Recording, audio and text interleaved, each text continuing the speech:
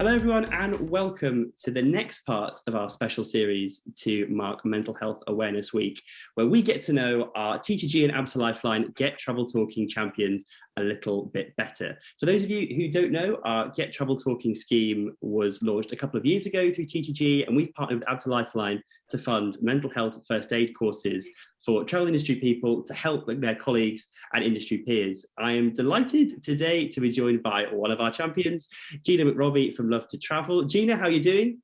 I'm very well, thank you. How are you?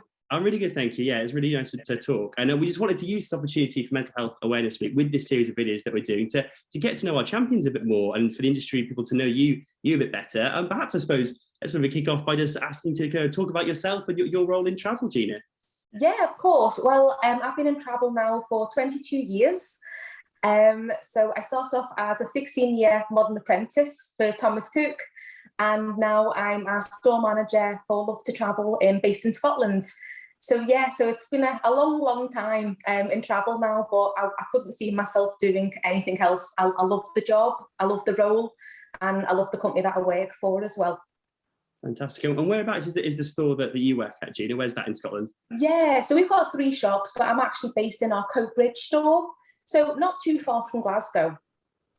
Fantastic. And in terms of you being part of our Get Travel Talking Champions scheme, I remember when we first launched the scheme at the end of last year, you're one of the first people to approach to say you really wanted it, really passionate for it. Yes. What is it about mental health and this kind of whole kind of area that most interests and makes you passionate?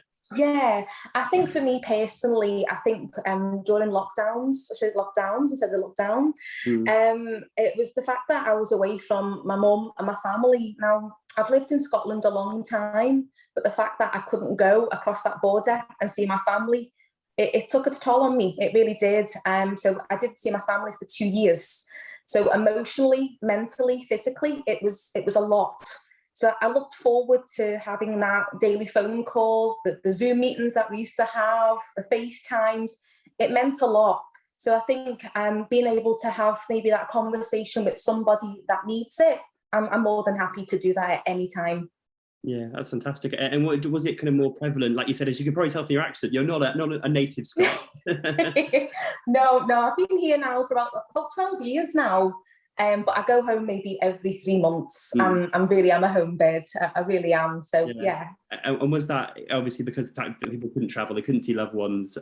Wasn't that kind of mental health become more prevalent? The fact that you didn't have those kind of personal connections so easily, and did it make you kind of rethink your own, I suppose, relationship with your mental health and the mental health of those kind of around you? Oh, absolutely. I found days where I just didn't want to do anything. I just missed my family so much that if I could have picked myself up and took myself there, I would have in a heartbeat. It just makes you overthink things and you doubt yourself. You wonder when you're going to see them again. Yeah, it was hard times, really hard times. And yeah. Putting that on top of what was going on in your kind of your day-to-day life, work life and industry as well, it just must have kind of really impacted those things. Yeah, so absolutely. You want to do the best for the company, your clients. So you're trying to put yourself on the back burner of that. So you're always putting this persona and this smile on your face to make sure that people don't see it. But it's real and it's there. Yeah, absolutely. Well, it's fantastic to have you part of our Get Travel Talking Champions scheme. What are you kind of most looking forward to learning in the courses? There's St John's Ambulance mental health first aid training courses that we're going to do. In terms of what you're kind of looking forward to those, in terms of what you want to get out of them and how you want to help people off the back of that? Yeah, I think basically for me, it's more the fact that if you can't look after your mind, you can't look after your body. There's no way around that. So I think your mind has always got to come first. I just want to be able to be there for somebody, as well as myself, really, on how to help with stressful situations. If people have got anxiety, depression, I want to be able to coach them in the right way. I want to be able to know the tools, and I'm looking forward to learning them so I can help people on a day-to-day basis. I don't want anyone to be on their own. I don't like the feeling that people are suffering on their own. So if anyone wants to pick up that phone, I'm hoping that I'll have the skills after the training to be able to be one of them people to help them. Absolutely, yeah. And that's what it's all about, isn't it? It's, as you say, it's kind of travel people, trying to help travel people, because a lot of the time they're the people that know best what other people are going through, right? Yeah, and I do, and I generally think as well that, especially in travel, we are one massive family. And most of the time, especially because I live here now and not back down south, they are my family, you know, and I don't want to see anybody struggling. They're part of me, they're part of my day to day. I spend more time with travel people than anybody. So I really, really want to be the best I can be to help people 100%.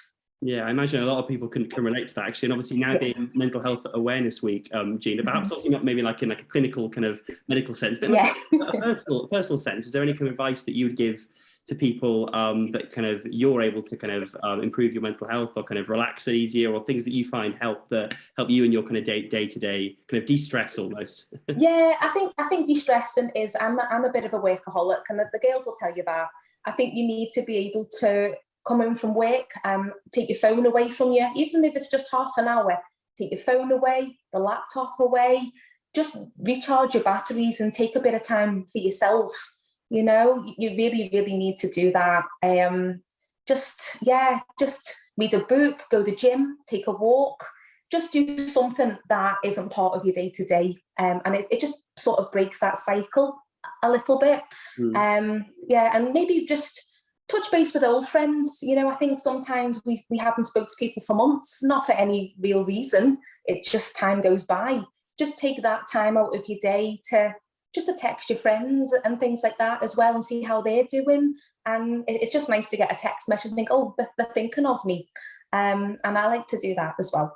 Yeah, and I suppose also being kind of in a store that, you know, travel agencies now are, which is fantastic, are so busy, but obviously that kind of brings its own stresses and pressures, doesn't it? How are you finding that, and how are you looking to kind of not get too stressed and overwhelmed?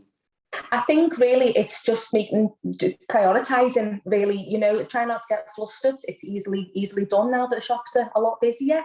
We just need to what will be. Just take your time, relax, don't rush anything. That's how, you know, errors can happen, mistakes can happen. Just treat every client, you know, give them the best service you can. And just take your time. The customers are happy to wait, and they want the best service from you. So just give yourself a moment. Yeah, absolutely. That's fantastic advice. And Gina, finally, kind of, what are you most looking forward to being part of this scheme? I know you said, you know, it means a lot to you personally, and I bet you kind of to get going. How can people kind of contact you, maybe if they're thinking about kind of, you know, chatting to you about what you'll be learning? What's the best way to get in contact with you and start? Yeah, so I'm on Facebook. I've got my own email address. I'm quite happy to give my number out as well. If people need anything at all, they can reach out to the shop, which is obviously Love to Travel in Coatbridge. I'm always there. I'm always there to help anybody. You'll always get me. So just reach out. It's never an issue. Fantastic. Well, Gina, thanks again so much for being. Thank you so much. Of our scheme, and we're really looking forward for you to get going and start helping people. Thank you so much. Me too. Thanks again. Thank you.